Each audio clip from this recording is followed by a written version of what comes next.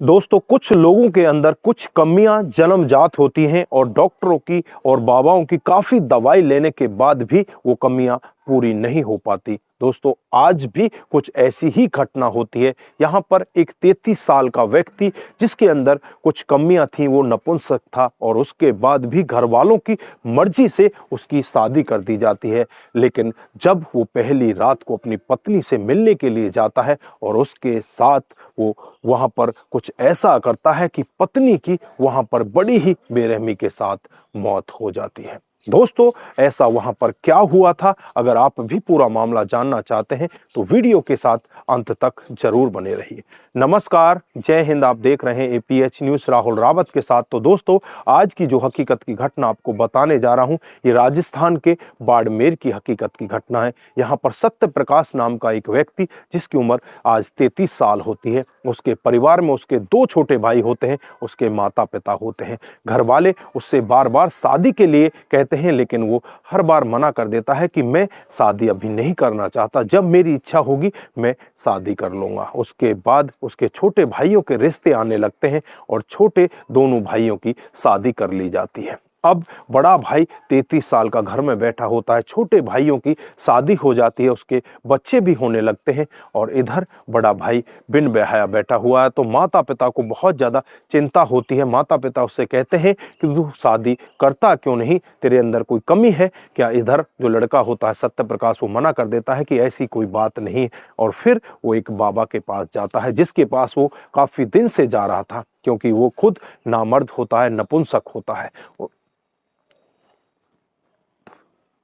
बाबाओं से दवाई लगातार ले रहा था और इधर बाबा कह रहे थे कि कुछ दिन के बाद ही तू ठीक हो जाएगा, तुझे कोई परेशानी नहीं, तू मर्द बन जाएगा। उसके बाद उसके घर में एक लड़की का रिश्ता आता है, उसे एक फोटोग्राफ दिखाया जाता है, जिस फोटोग्राफ को देखकर वो बहुत ही ज़्यादा खुश होता है और खुश होने के बाद वो तुरंत ही उस बाबा के पास पहुंच जाता है, जिससे वो दवाइयाँ ले रहा होता है। उससे कहता है कि बाबा, क्या मैं अब शादी कर सकता हूँ, कितने दिन और मेरी दवाइयाँ चलेंगी। इस पर जो बाबा होता है उससे कह देता है कि तुम्हें अब टेंशन लेने की ज़रूरत नहीं है, तुम अब मर्द हो और तुम शादी कर सकते हो। उसके बाद वो अपने घर वालों से आकर कहता है कि मैं शादी के लिए तैयार हूँ। घर वाले भी बहुत ज़्यादा खुश हो जाते हैं कि आखिरकार हमारा बेटा अब तैयार तो हो चुका है। उसके बाद नज़दीक जो पड़ोस में लड़की देखी थी, उसके साथ उसकी शादी कर दी जाती है। लड़की देखने में बेहद ही खूबसूरत होती है। शादी करके दुल्हन बनकर उसके घर पर आ जाती है और जब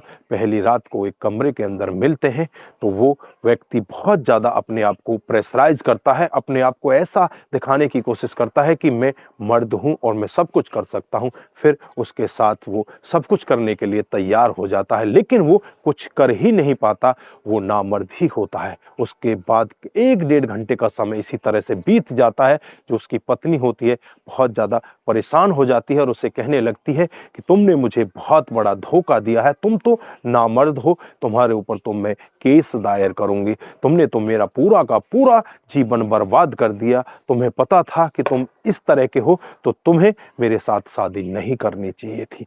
उस लड़के सत्य प्रकाश को बहुत ज़्यादा गुस्सा आने लगता है और गुस्से में उसी की चुन्नी से उसके गले को दबाने लगता है और तब तक दबा कर रखता है जब तक उसके प्राण पखेरु उड़ नहीं जाते। उसे वहीं पर तड़पा तड़पा कर मौत के घाट उतार देता है और वहां से बाहर की कुंडी लगाकर चुपचाप रात को ही फरार हो जाता है। जैसे ही अगले दिन सुबह होती है, सुबह के 6 बज जाते हैं, 7 बज जाते हैं, घर वाले इंतजार करते हैं, ना तो बेटा आया है ना बहू आई है, वो कमरे के अंदर कर क्या रहे हैं, अभी तक तो उन्हें आ जाना चाहिए था। उसके बाद घर की जो माँ होती है वो वहां पर जाकर देखती है तो कुंडी बाहर से लगी होती है। जब कुंडी को खोला जाता है और जो अंदर का दृश्य माँ देखती है, एक बार तो चीखती है, लेकिन दृश्य को देखने के बाद वो वहीं पर बेहोश होकर जमीन में गिर जाती है।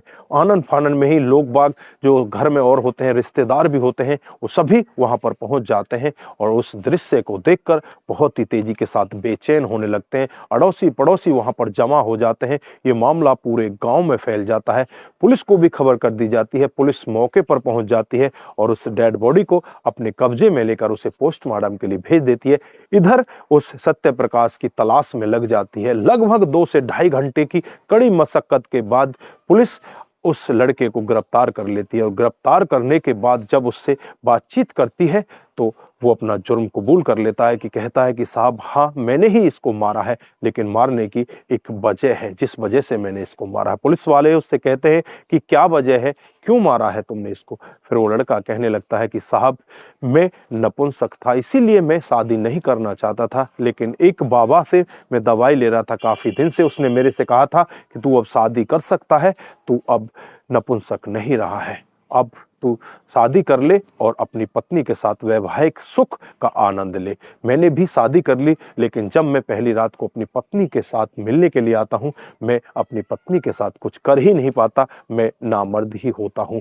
और उसके बाद पत्नी मेरे से कहने लगती है कि तू नामर्द है और मैं तेरे खिलाफ मामला दर्ज करा के ही मानूंगी, तूने मेरे पूरे जीवन को खराब कर दिया है। अब सत्य प्रकाश को बहुत ज़्यादा गुस्सा आ जाता है और गुस्से में उसी के दुपट्टे से उसके गले को दबा देता है और तब तक दबा कर रखता है जब तक उसके प्राण नहीं निकल जाते। जब पुलिस वाले भी ये पूरा मामला सुन रहे होते हैं तो पुलिस वाले भी इस मामले को सुनकर एक बार के लिए दंग रह जाते हैं और फिलहाल के लिए उस सत्य प्रकाश को गिरफ्तार कर लिया जाता है। गिरफ्तार करके उसे जेल के अंदर भेज दिया जाता है। तो दोस्तों, इस घटनाक्रम पर आप क्या बोलना चाहते हैं?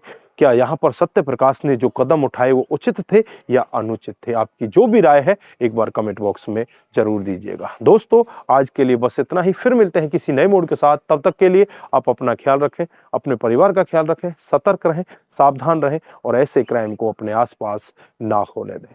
नमस्कार, जय हिंद,